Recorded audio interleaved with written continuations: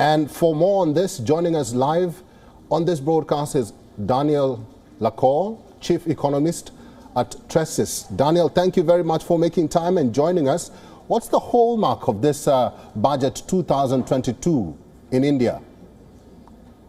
I think, good morning. I think that this budget means continuity. What the government is aiming is basically to continue with the support of the economy, particularly small and medium enterprises and startups, and to maintain an accommodative policy that will allow to reduce the deficit by a very little margin, but at least maintain a certain level of growth above the trend that we saw in 2019 before the pandemic. So in general, I would say that it's basically continuing with the same policies and maintaining a prudent expectation of budget deficit.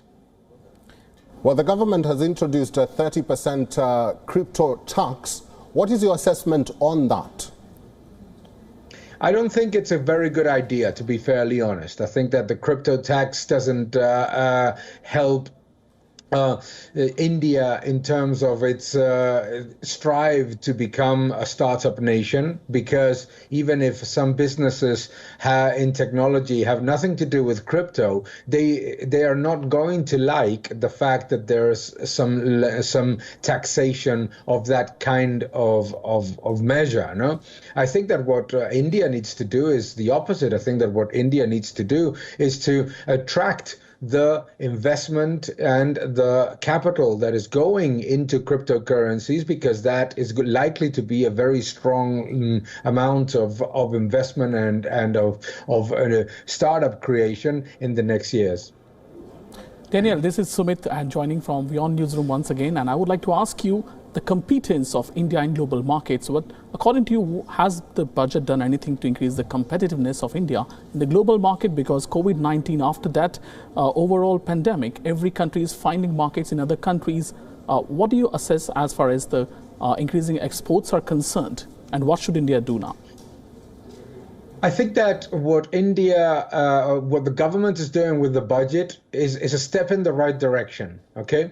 And I think it's positive because it's allowing small and medium enterprises to grow, which is a key factor for competitiveness. What India needs to do is to go from a country of very small companies to a country in which the muscle and the strength of those businesses is higher, so that they can endure and they can export more.